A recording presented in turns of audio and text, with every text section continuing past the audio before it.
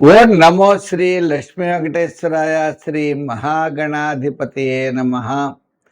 కరారవిందేన పదారవిందం ముఖారవిందే వినివేశయంతం వటస్య పత్రస్య పుటే శయానం బాలం ముకుందం మనసా స్మరామి.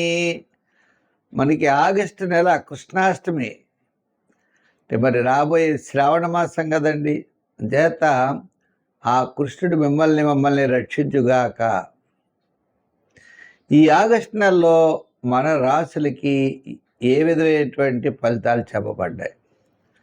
అనుకూలంగా ఉంటే వేగంగా పెడతాం, అనుకూలంగా లేకపోతే దానికి పరిహారం చేసుకుంటూ పాజిటివ్ వైబ్రేషన్స్ డెవలప్ చేసుకుంటూ మనం మరింత శక్తితో మరింత ప్రయత్నంతో ముందుకు పెడతాం, విజయం సాధిస్తాం.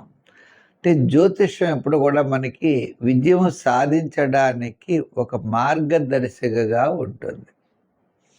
అంటే నువ్వు ఇలా పెడితే నీకు మంచి జరుగుతుంది, ఇలా వెళ్ళొద్దు అని నిషేధిస్తూ ఉంటుంది.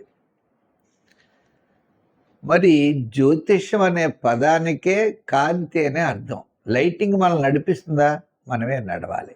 ఆ విధంగా మనకి ఆగస్టు నెలలో గ్రహాల యొక్క సంపుటి చాలా అనుకూలంగా ఉన్నది.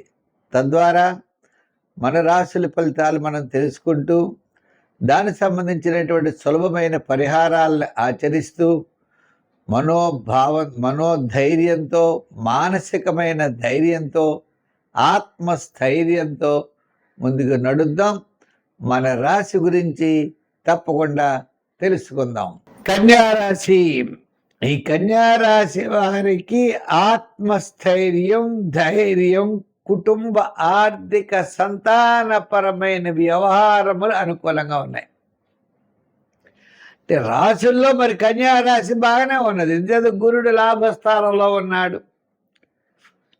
అలాగే లాభంలో రవి ఉన్నా పెద్దగా రవి ఉపయోగం లేదు. దశ నుంచి వచ్చారు, రవి స్థానం ఉపయోగం లేదు. శుక్రుడు వ్యయంలో ఉన్నాడు, పెద్దగా అనుకూలంగా. అంటే గురుడు యొక్క బలం ఉండడం, అదేవిధంగా రాహువు షష్ఠ రాహువు అవడం, ఈ రెండు కూడా అనుకూలమే. షష్ఠ రాహువు కూడా ఎంతటి సమస్యనైనా పరిష్కారం చేయగలుగుతాడు.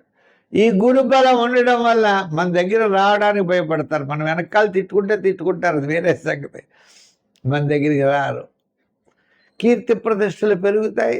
బాగానే చేశారు, మీరే చేశారు, మీ వల్లే ఈ పని అంతా అయ్యింది, మీరు కాబట్టి చేశారు అంటారు. ఇవన్నీ పొగడ్తలన్నీ మామూలే. ఆర్థిక సర్దుబాట్లు కూడా మనకేవో రావాల్సిన డబ్బులు వస్తాయి. ఏదో రూపాయి అనుకుంటే 10 రూపాయి అయినా వస్తుంది. ఆ ఇబ్బందులు లేవు. సంతానపరమైనటువంటి సమస్యలు కొద్దిగా తగ్గుతాయి. వివాహాది ప్రయత్నాలు ముమ్మరం చేస్తే కొంచెం ముందుకు పెడతాయి. గృహ నిర్మాణాది ప్రయత్నాలు కూడా ముందుకు వెళ్ళేటువంటి పరిస్థితులు ఉన్నాయి.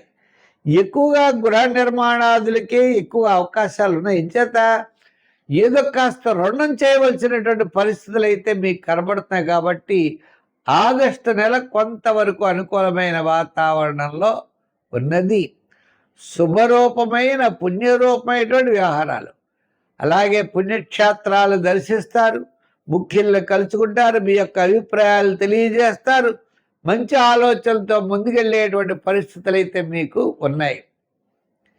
చిన్న చిన్న సమస్యలు అయితే రావు. అలాగే విద్యార్థులకి, రాజకీయ నాయకులకి అనుకూలమైన వాతావరణం కనపడుతుంది. వృత్తుల వారిలో కూడా న్యాయవాదులు, చేతి వృత్తులు, చిన్న చిన్న వృత్తులు చేసుకున్న వారికి కాస్త డెవలప్మెంట్స్ అనుకూలంగా ఉన్నాయి. వ్యాపారంగా కూడా చూసినట్లయితే ఆగస్టు 15 నుంచి ఆగస్టు 30 వరకు వ్యాపారంలో కాస్త బెటర్ అవకాశాలు వస్తాయి. ఆర్థిక ప్రోత్సాహం, ఆర్థిక సర్దుబాట్లు ఉంటాయి. ఫైనాన్సు, అలాగే రియల్ ఎస్టేట్, షేర్స్ వారికి కూడా ఆ టైం చాలా అనుకూలంగా ఉన్నది. వివాహాది శుభ ప్రయత్నాలు, గృహ నిర్మాణాది ప్రయత్నాల్లో కూడా ఆలోచనలతో ముందుకు చురుగ్గా మీరు వెళ్ళేటువంటి అవకాశాలు ఉన్నాయి. సంఖ్యల్లో 6, రంగుల్లో గ్రీన్. ఆరాధనలో ఎవరిని ఆరాధిస్తే బాగుంటుంది అంటే సూర్య భగవాను ఆరాధించండి. సూర్య భగవాను ఆరాధిస్తూ గోధుమ పిండి తీసుకుని, చిన్న చిన్న వండలు తీసుకుని ప్రవహించే నదిలో ఆదివారాలు వేస్తూ ఆదిత్య హృదయం చదవండి. ఆదివారం మాత్రం మధు మాంసాదులకు దూరంగా ఉండండి, విశేషమైన ఫలితాలు ఉంటాయి.